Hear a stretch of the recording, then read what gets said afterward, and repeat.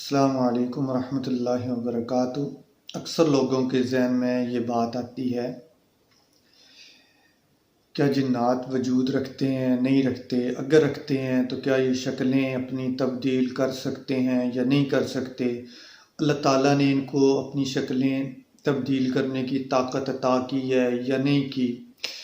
تو اس کے لیے بحیثیت مسلمان ہم سب سے پہلے اللہ کے فرمان کو دیکھیں گے اور اللہ کے حبیب کے صلی اللہ علیہ وآلہ وسلم کے فرمان کو دیکھیں گے، اور ہمارا بحیثیت مسلمان یہ عقیدہ ہے کہ جنات کو اللہ تعالیٰ نے یہ طاقت دی ہے، وہ اپنی شکلیں مختلف کر سکتے ہیں، مختلف جانوروں کی اختیار کر سکتے ہیں، انسانوں کی شکل اختیار کر سکتے ہیں، حشرات الارض کی شکلیں اختیار کر سکتے ہیں۔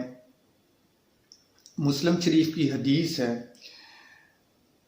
حضرت ابو سعید خدری رضی اللہ تعالی عنہ روایت کرتے ہیں کہ آپ صلی اللہ علیہ وآلہ وسلم نے ارشاد فرمایا کہ مدینہ منورہ میں کچھ جنات مسلمان ہو گئے ہیں، اگر تم اپنے گھروں میں کوئی سانپ دیکھو تو پہلے 3 دفعہ متنبے کرو، پہلے 3 بار متنبے کرو، اگر پھر بھی وہ ظاہر ہو تو پھر مار ڈالو۔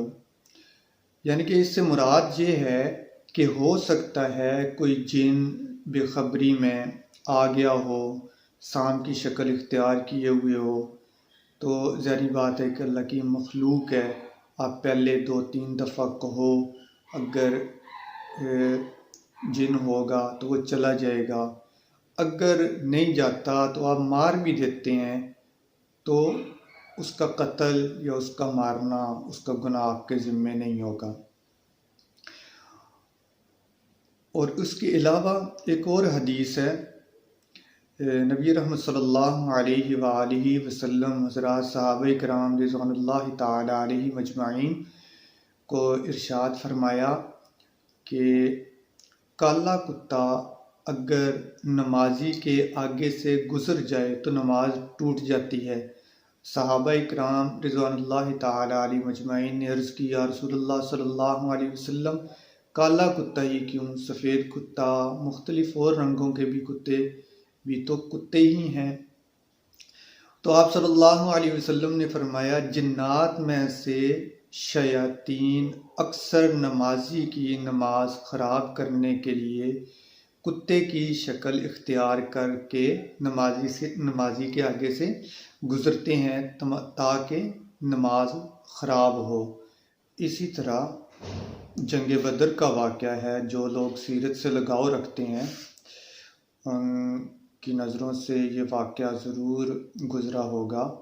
حضرت عبداللہ بن عباس رضی اللہ تعالیٰ عنہ فرماتے ہیں کہ جنگ بدر کے موقع پر شیطان ایک سردار سراقہ بن مالک بن جاشم کی شکل میں اپنے سپاہیوں کے ساتھ میدان بدر میں آیا، اور اس نے اپنا ایک جھنڈا لیا ہوا تھا، اور آ کے مشرکین سے کہنے لگا کہ آج مسلمان تم سے کبھی نہیں جیت سکیں گے، میں تمہارے ساتھ ہوں۔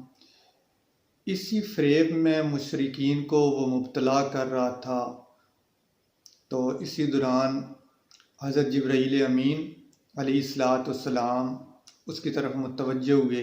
جو ہی اس شیطان نے حضرت جبرائیل امین کو دیکھا تو شیطان کا ہاتھ ایک مشرک کے ہاتھ میں تھا، اس نے ایک دم ہاتھ چھڑایا اور بھاگنا شروع ہو گیا۔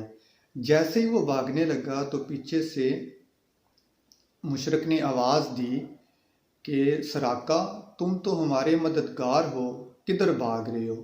تو آگے سے شیطان نے جواب دیا کہ میں جو دیکھ رہا ہوں تمہیں نظر نہیں آ رہا، یعنی کہ وہ دیکھ رہا تھا حضرت جبرائیل امین علیہ السلام کو، اور آپ کے ساتھ جو فرشتوں کی فوج تھی میدان بدر میں۔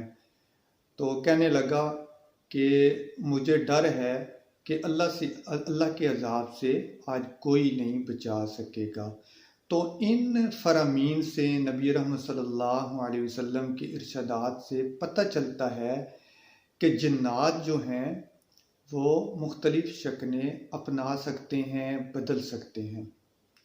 جزاکم اللہ خیر، اپنی دعاؤں میں یاد رکھیے گا۔ السلام علیکم ورحمۃ اللہ وبرکاتہ۔